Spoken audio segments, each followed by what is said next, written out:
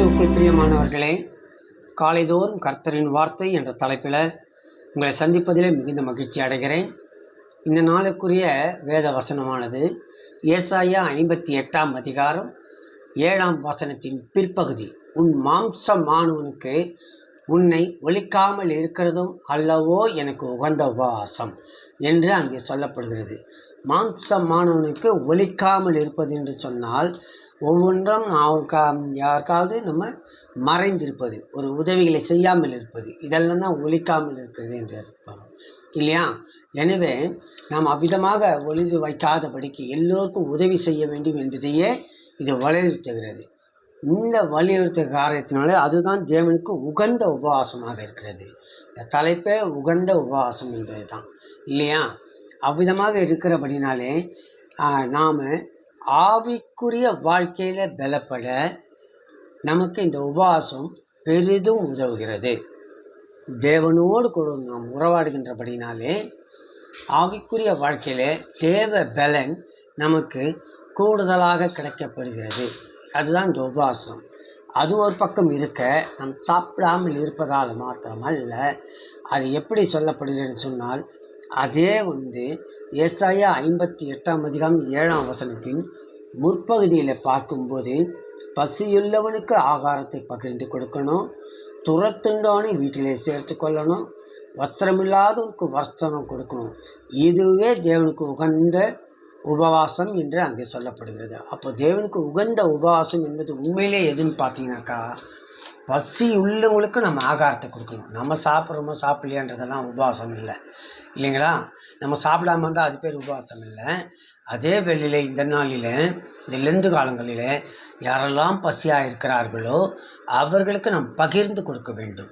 இந்த பகிர்ந்து கொடுக்குற சம்பவத்தை பார்க்கும்போது மத்தேயு 14ஆம் அதிகாரத்தில் 17லேருந்து 21 வரைக்கும் வாசி பார்த்தீங்கன்னாக்கா, 5 அப்பம் 2 மீன் ஒரு சிறு பையன் கொடுக்குறான் இல்லையா? அதை தேவன் ஆசீர்வதித்து, ஆண்டவராக இயேசு ஆசீர்வதித்து 5000 பேருக்கு மேலாக சாப்பிடும்படியாக செய்கிறார் இல்லையா? எல்லாருக்கும் ஆகாரம் கிடைக்கிது, ஒருத்தரும் பசியாக இல்லை. எல்லாரும் திருப்தியாக சாப்பிட்ட பிறகு 12 கூட நிறைய துணிக்கைகளை எடுத்தாங்களாம். அப்போது எப்பேற்பட்ட ஒரு ஆசீர்வாதம் பாருங்கள். இவன் கொடுத்தது வெறும் 5 அப்பம் 2 மீன் தான். அதுபோல் நம்மிடத்தில் இருப்பதை பசி உள்ளவனுக்கு நம்ம ஆகாரத்தை பகிர்ந்து கொடுக்க வேண்டும்.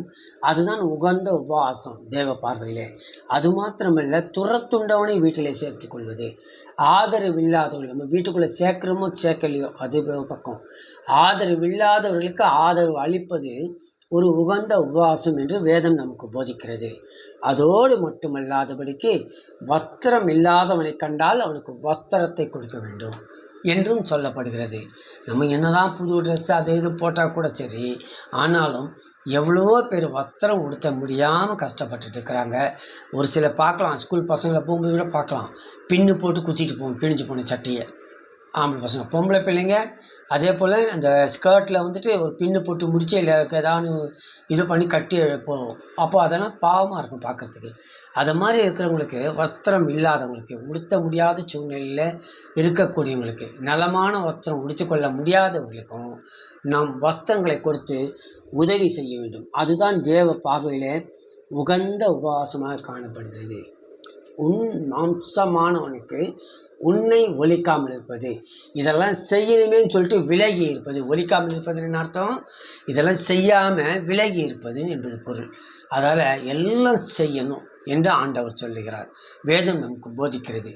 அவ்விதமாக பசி உள்ளவர்களுக்கு ஆகாரத்தையும், துரத்துண்டவர்களுக்கு அதாவது ஆதரவற்றவர்களுக்கு ஆதரவையும், வஸ்திரம் இல்லாதவர்களுக்கு வஸ்திரத்தையும் கொடுப்போம்.